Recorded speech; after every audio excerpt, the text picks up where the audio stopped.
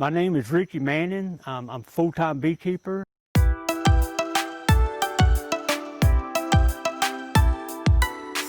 Hi, I'm Brenda and welcome to actTWO Stories, where we hope to inspire you to try something new, find a new passion, especially if you're over 50. Don't forget to subscribe to this YouTube channel, lower right red button. Have you made any New Year's resolutions? Perhaps have a goal to try something new? Well, 13 years ago, Ricky Manning tried something new. It was something totally different from construction, which had been his career. And it totally changed his life. It was coming after a very tough time. I just got over having colon cancer, doing my radiation and my chemo.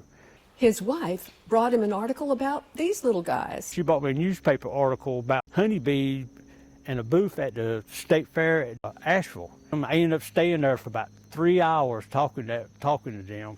Well, I kind of hinted around that I wanted to go help in a hive, so he invited me out to his house. I think it was 2 weeks later. We was in it maybe an hour.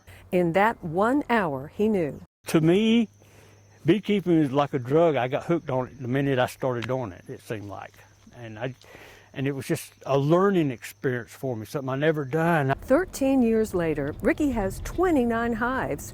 Just visiting them in the mountains of western North Carolina is an experience. From the surrounding beauty to driving through the woods, to the fields where some of his beehives are waiting. Beekeeping is relaxing to me because when I go into a hive, I start looking at the bees and what I'm doing, and it helps me forget about what's going on in the world. Ricky says he's also discovered he loves to teach others about beekeeping, and one of the big lessons is you need a fence. If you're going to be a beekeeper in western North Carolina, you do have bears. You may never have seen them. You do have bears. The bears. I'm acquainted with the bears.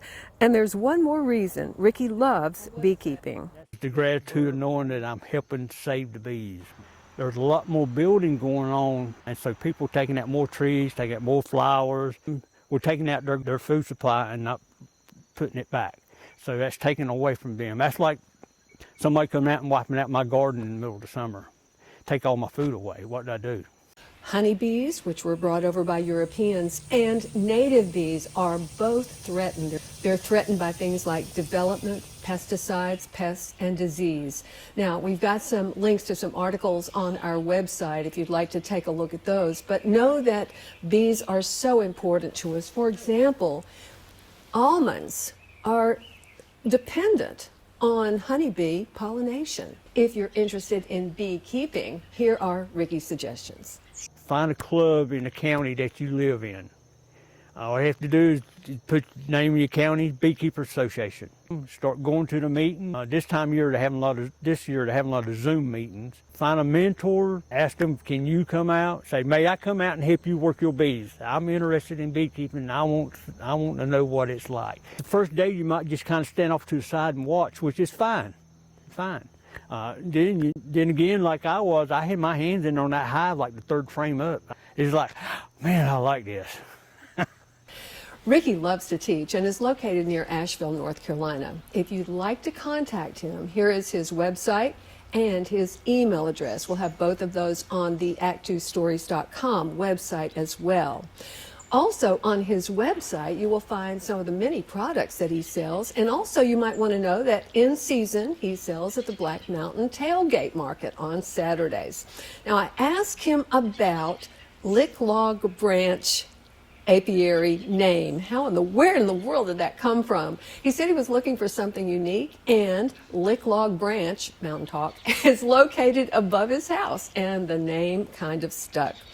Now, Ricky was a great teacher. He not only showed me his hives, we went in there, opened the lid, and looked at the bees inside. That is the next actTWO story, so be sure and join us. And also at that story, we will have some suggestions for you if you're not that interested in beekeeping, but you would like to help the bees. So join us next time on actTWO Stories.